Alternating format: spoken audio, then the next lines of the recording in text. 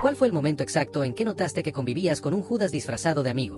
Mientras limpiaba el garaje encontré el viejo celular de mi esposa, lo conecté por curiosidad, pensando que quizá guardaba fotos de viajes o alguna fiesta familiar. Tardó unos 20 minutos en encenderse y, cuando por fin lo hizo, la pantalla se llenó de notificaciones de hace 2 años, llamadas, mensajes, buzones de voz. No habría pasado de la curiosidad si no fuera porque vi demasiados registros con el nombre de mi mejor amigo, Jaque. Éramos hermanos de la vida desde la universidad, 30 años de parrilladas, campamentos, cumpleaños, consejos.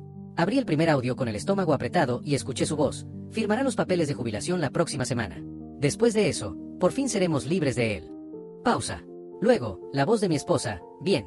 Ya no puedo fingir mucho más. No confronté a nadie ese día. Tragué saliva, oculté el teléfono y seguí la tarde como si nada. Comí, limpié, saludé a Carla cuando volvió con sus compras. Y comencé la actuación más dura de mi vida, 74 días fingiendo normalidad mientras mi corazón se caía a pedazos. ¿Por qué? Porque en los siguientes buzones escuché un plan totalmente armado: poder legal sobre mis cuentas a favor de Carla, firmas mías falsificadas, un traspaso irrevocable de mi pensión que, una vez yo firmara por mi propia decisión, quedaría bajo su control. Jaque, por su parte, tenía preparada la salida, una fuga a otro país y una historia para pintar mi retiro como capricho de un tipo cansado del trabajo. Entre líneas, también insinuaban un romance. Más audios confirmaron que lo suyo no era solo amistad cordial, eran citas a escondidas, viajes de fin de semana familiar que, en realidad, no eran lo que decían. Dormí con la persona que amaba y que, según esos audios, planeaba desaparecer conmigo vivo pero despojado. En la madrugada me levanté al baño, me miré en el espejo y me prometí algo: no iba a estallar, no iba a hacer una escena, no iba a empujar el plan de ellos a una variante que me dejara sin defensa. Iba a ser el hombre aburrido que ellos creían, mientras les cerraba todas las puertas. Al día siguiente revisé todo en el banco. Supe entonces que de verdad existía un poder legal a nombre de Carla que yo jamás había firmado. Cotejamos cámaras y vimos, de espaldas, a un yo sentado junto a ella. Cuando el sujeto giró la cara, no hubo duda, era Jaque con gorra y gafas. El gerente habló de su plantación de identidad y me sugirió denunciar de inmediato. Le pedí tiempo, necesitaba ver el mapa completo. Empecé a fotocopiar documentos, a recorrer otros bancos, a anotar números de cuenta, a fotografiar cualquier papel que oliera raro. Contraté a un investigador privado que, en 2 días, me trajo imágenes de Carla y Jaque en hoteles, restaurantes, e incluso visitando inmobiliarias de playa de ese país al que planeaban escapar. Mientras tanto, Jaque venía a mi mesa de póker de los miércoles con sus bromas de siempre. Me decía: ya casi te retiras, hermano, por fin libre del reloj, vas a ser feliz. Yo sonreía y asentía. Por dentro, iba numerando cada prueba como si fuera una tuerca en un puente, nada debía quedar flojo. Con un abogado, empecé a mover beneficiarios, a preparar congelamientos discretos, a pedir peritajes de escritura. Escondí mis propias cosas más valiosas y dejé en la casa un inventario útil para cuando la autoridad necesitara entrar sin avisar. A la vez, seguí firmando papeles, pero ahora los leía hasta la última coma y los fotografiaba. Ellos creían que yo ya no veía detalles, aprendí a verlos todos. Llegó el día señalado en los mensajes, a las 10 de la mañana, él debía pasar por ella y de ahí al aeropuerto. Su vuelo salía a las 2. Cuando tocaron el timbre, la casa estaba vacía y con candados nuevos. Sobre la mesa del comedor dejé una carpeta con copias de los audios, de los poderes falsos, de los traspasos, y una nota que decía: gracias por la advertencia. El aburrido y confiable de siempre. Para esa hora, las cuentas que pensaban usar estaban congeladas y ciertos movimientos tenían sellos judiciales que los convertían en evidencia. Presenté la denuncia por suplantación y firma falsa. El castillo de naipes se vino abajo con un suspiro. Uno pensaría que ahí se termina la película. Pero la historia, como casi todas las que tocan el corazón, tenía más capas. El investigador me avisó que la empresa de Jaque no solo estaba en problemas, llevaba tiempo sirviendo de fachada para una red de lavado de dinero de grupos de la calle, gente que cobra y presiona con métodos que nadie quiere conocer. Jaque arrastraba deudas grandes y estaba con el agua al cuello. Con esa lente, el rompecabezas se reordenó. Mi pensión no era solo un premio, era su salvavidas. ¿Y Carla, de veras estaba enamorada? ¿O alguien la había acorralado? Me costó admitir esa posibilidad, pero empecé a ver señales: su insomnio, la pérdida de peso, el nerviosismo constante. Pedí hablar con ella bajo control policial. Cuando por fin nos sentamos en una cafetería, me soltó llorando que sí, que había falsificado, que sí, que había dejado mensajes, y que lo hizo con miedo. Me dijo que Jaque le mostró fotos y le describió accidentes a gente que se negaba a colaborar con esas redes. Si no me ayudas, le dijo, él es el que paga. Yo entendí entonces que mis celos eran una punta muy visible, pero no el cuchillo completo. La autoridad ofreció a Carla protección a cambio de cooperación. Aceptó. Hubo un operativo, detenciones, cateos. La historia que comenzó con un celular viejo terminó siendo pieza en un caso mayor. Como medida extraordinaria, nos propusieron desaparecer un tiempo, nombres nuevos, otra ciudad, empleos sencillos, nada de contactos. Aceptamos. 6 meses largos en un departamento minúsculo donde aprendimos a hablarnos de verdad y a no esconder miedos detrás de la rutina. Fue duro, pero extraño. Ese destierro nos hizo pareja por segunda vez, con reglas que nunca habíamos puesto sobre la mesa. Cuando la red fue desmantelada y volvimos, ya no éramos los mismos. Yo regresé a la ingeniería, pero me ofrecí como voluntario para orientar a víctimas de fraudes familiares. Carla empezó terapia y luego abrió un grupo de apoyo para parejas que han sufrido engaños financieros. Jaque, por su parte, aceptó culpas a cambio de una condena menor. No lo volví a ver.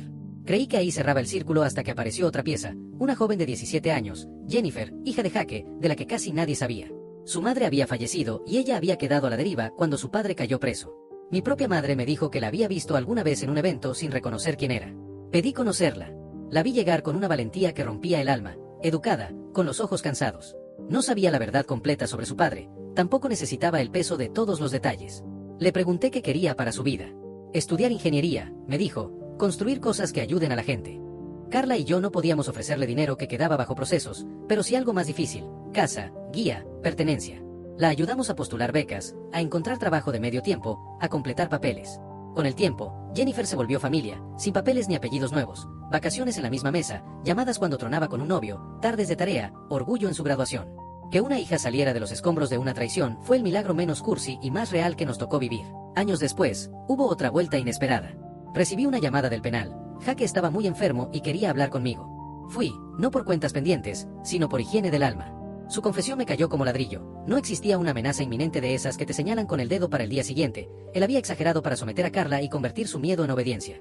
Peor aún, admitió que, cuando lo detuvieron, aportó más de la cuenta para mejorar su trato, salpicando a inocentes en sus dichos. Dijo también que mi padre, sí, el mío, le había dado un préstamo convencido por una historia fabricada sobre deudas que yo jamás tuve.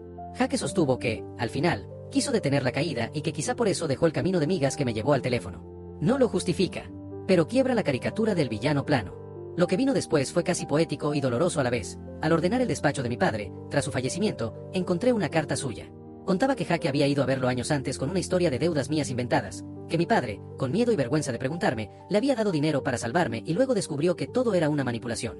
Decía también que, meses antes de caer, Jaque le confesó que quería frenar el plan y que quizá dejar pistas para que yo lo descubriera era su única manera de protegerme sin exponernos a todos.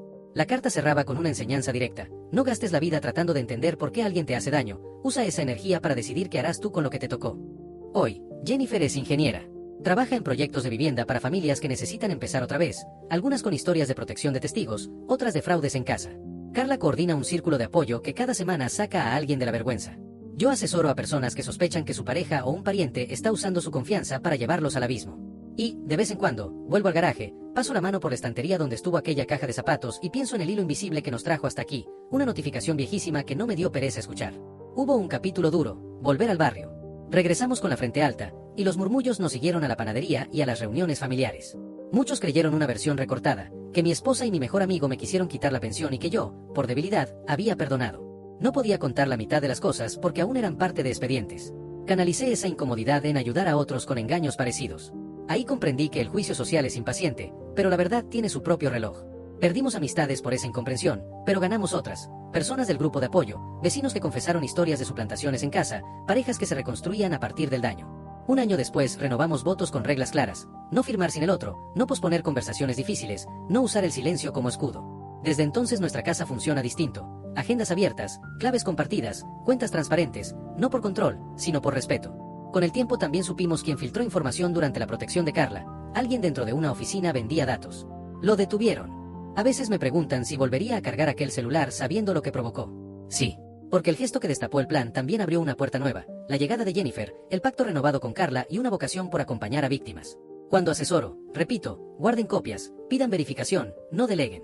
La calma, bien usada, es método. Cuando paso frente al estante donde estaba la caja de zapatos, recuerdo que pude haber tirado ese celular. No lo hice. Eso bastó para cambiar el final. A veces la verdad entra por una rendija, una notificación vieja, un recibo mal guardado, una frase fuera de lugar. Si la escuchas a tiempo, puede salvarte la vida que construiste. Si este relato tiene una moraleja, es apenas esto: los que parecemos aburridos y confiables, cuando hace falta, sabemos planear mejor que los que viven a base de atajos. Yo pasé 74 días en silencio aprendiendo a cerrar compuertas. Ellos pasaron año y medio creyendo que nadie miraba. Ganó el que puso el alma en los detalles. Pero hay otra beta menos ruidosa: la familia no siempre llega por la sangre ni por los papeles, sino por el temblor compartido y la decisión de quedarse. La persona que pensé enemiga resultó estar asustada, y la que creí hermano fue quien encendió la mecha. Entre esas contradicciones hicimos un hogar nuevo, un trabajo útil y una vida que ya no teme a las sombras.